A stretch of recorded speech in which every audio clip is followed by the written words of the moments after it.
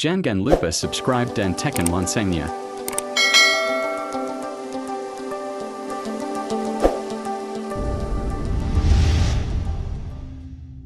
Perkenalkan, nama Siti Aisyah, NIM 233100012. Baik, kali ini saya akan membahas kerjasama Uni Eropa dengan ASEAN dalam era globalisasi.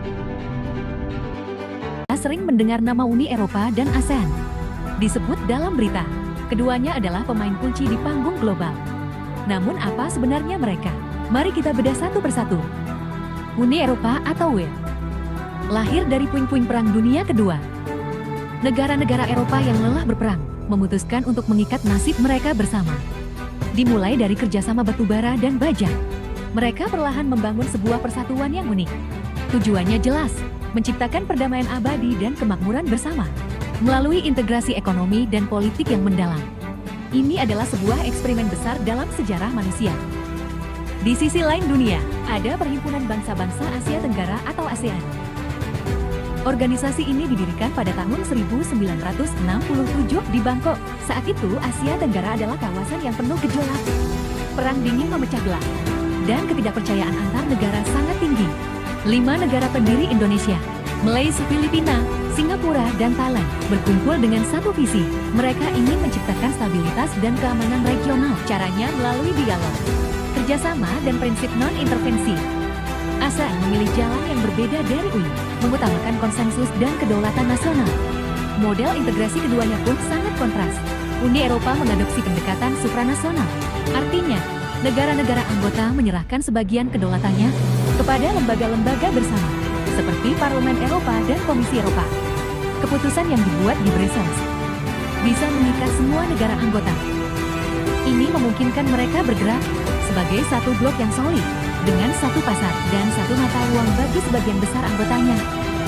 Sebuah langkah yang sangat ambisius, yang menunjukkan tingkat kepercayaan yang luar biasa tinggi antar negara yang dulunya saling berperang. Sebaliknya, ASEAN berpegang teguh pada ASEAN Way. Ini adalah model kerjasama antar pemerintah. Keputusan harus diambil melalui musyawarah untuk mufakat atau konsensus. Tidak ada paksaan.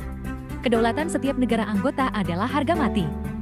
Pendekatan ini mungkin terlihat lebih lambat, tetapi sangat sesuai dengan keragaman politik, budaya, dan tingkat pembangunan ekonomi di Asia Tenggara. ASEAN membuktikan bahwa persatuan tidak harus berarti penyeragaman. Dua model yang berbeda, namun keduanya berhasil menciptakan kawasan yang lebih damai dan stabil dari sebelumnya. Jika kita melihat angka, Uni Eropa adalah raksasa ekonomi yang matang. Dengan populasi sekitar 450 juta jiwa, UA memiliki salah satu produk domestik bruto terbesar di dunia. Ini adalah pasar tunggal yang sangat maju dan terintegrasi. Kekuatannya terletak pada industri berteknologi tinggi, jasa keuangan yang canggih, dan merek-merek global yang ikonik. Pikirkan tentang industri otomotif Jerman, fashion Perancis, atau teknologi dari negara-negara Nordik. UE adalah pusat inovasi, penelitian, dan standar kualitas yang diakui di seluruh dunia. Ekonomi mereka didorong oleh konsumsi domestik yang kuat dan ekspor bernilai tambah tinggi. ASEAN di sisi lain adalah kekuatan ekonomi yang sedang menanjak. Dengan kecepatan penuh, kawasan ini adalah rumah bagi lebih dari 670 juta orang. Mayoritasnya adalah kaum muda yang dinamis. Populasi besar ini bukan hanya pasar yang masif, tetapi juga sumber tenaga kerja yang produktif. PDB gabungan ASEAN terus tumbuh pesat, menjadikannya salah satu mesin pertumbuhan ekonomi global. Kekuatan utamanya terletak pada keragaman. Ada pusat manufaktur seperti Vietnam dan Thailand, pusat keuangan seperti Singapura, serta negara-negara kaya sumber daya alam seperti Indonesia dan Malaysia. Dinamika inilah yang membuat ASEAN begitu menarik bagi para investor. Karakteristik utama ekonomi keduanya juga menunjukkan perbedaan yang saling melengkapi. Uni Eropa adalah ekonomi berbasis pengetahuan dan modal. Mereka unggul dalam riset dan pengembangan, menciptakan teknologi masa depan, dan menetapkan standar global. Namun populasi mereka cenderung menua, yang bisa menjadi tantangan untuk pertumbuhan jangka. Mereka membutuhkan pasar baru untuk produk-produk canggih. Mereka dan juga mitra untuk berinvestasi. Disinilah letak peran penting hubungan dengan kawasan lain yang lebih dinamis dan bertumbuh pesat. Sementara itu, ekonomi ASEAN didorong oleh demografi dan sumber daya. Pertumbuhan kelas menengah yang pesat menciptakan permintaan domestik yang luar biasa besar untuk berbagai barang dan jasa. Kawasan ini membutuhkan investasi besar dalam infrastruktur, teknologi, dan pengembangan sumber daya manusia untuk mencapai potensi penuhnya. ASEAN adalah pasar masa depan. Perpaduan antara modal dan teknologi dari UI dengan dinamisme dan pasar dari ASEAN menciptakan sebuah resep yang sempurna untuk kerjasama yang saling menguntungkan. Keduanya memiliki apa yang dibutuhkan oleh pihak lain. Kerjasama ekonomi antara Uni Eropa dan ASEAN membawa manfaat nyata bagi kedua belah pihak. Bagi UI, ASEAN adalah pintu gerbang menuju pasar Asia yang dinamis. Ini bukan hanya tentang menjual lebih banyak produk. Ini adalah tentang diversifikasi pasar. Terlalu bergantung pada pasar tradisional bisa beresiko. Seperti yang kita lihat dari berbagai krisis global. Dengan memperkuat hubungan dagang dengan ASEAN, perusahaan-perusahaan Eropa dapat mengurangi risiko dan menjangkau ratusan juta konsumen baru yang daya belinya terus meningkat. Ini adalah langkah strategis untuk memastikan ketahanan ekonomi Eropa di masa depan. Bagi ASEAN, manfaatnya tidak kalah besar. Kemitraan dengan UE membuka akses ke salah satu pasar terkaya dan terbesar di dunia.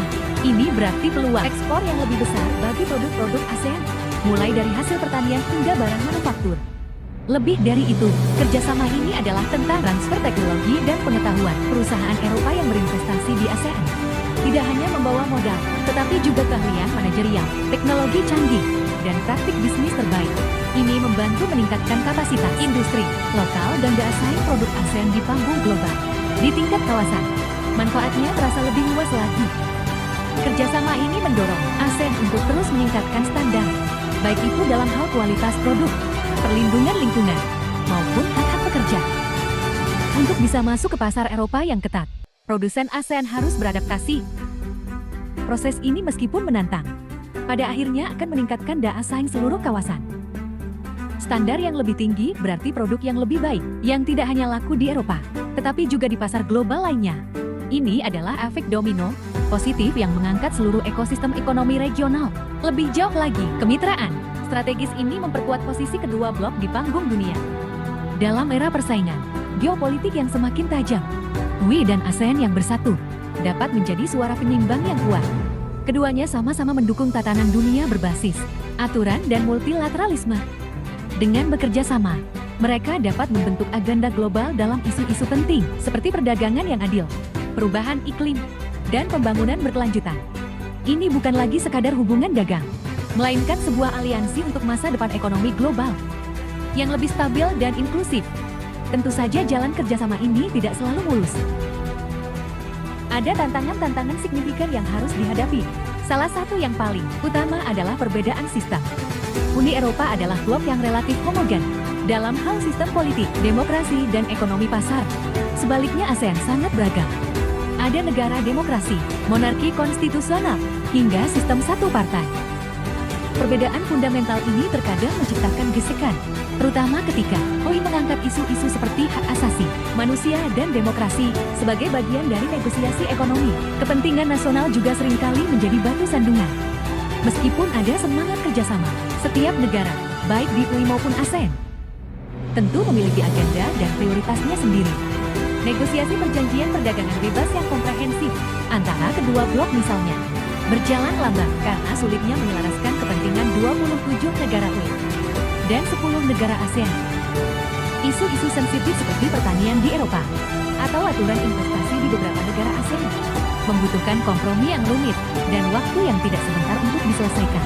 Selain itu, ada isu-isu spesifik yang menjadi sumber ketegangan. Salah satunya adalah kebijakan lingkungan Uni Eropa, seperti aturan mengenai produk bebas deforestasi. Bagi UI, ini adalah langkah penting untuk keberlanjutan global. Namun bagi beberapa negara ASEAN, seperti Indonesia dan Malaysia, kebijakan ini bisa dianggap sebagai hambatan perdagangan yang menyulitkan para petani kecil penghasil komoditas seperti kelapa sawit. Menemukan titik temu antara tujuan lingkungan yang mulia dan realitas ekonomi di lapangan adalah tantangan besar yang membutuhkan dialog yang jujur dan konstruktif. Namun, tantangan ini tidak seharusnya menyurutkan langkah kita. Sebaliknya, ini harus menjadi pendorong untuk dialog yang lebih intensif dan pemahaman yang lebih dalam. Kunci untuk mengatasi perbedaan adalah dengan fokus pada tujuan bersama, kemakmuran dan stabilitas. Pentingnya kemitraan strategis antara Uni Eropa dan ASEAN jauh lebih besar daripada perbedaan yang ada. Di tengah ketidakpastian global, kedua kawasan ini memiliki kesempatan untuk menjadi pilar stabilitas dan motor penggerak ekonomi global yang berkelanjutan. Mari kita dukung terus upaya untuk mempererat jembatan antara Eropa dan Asia Tenggara demi masa depan yang lebih baik untuk kita semua.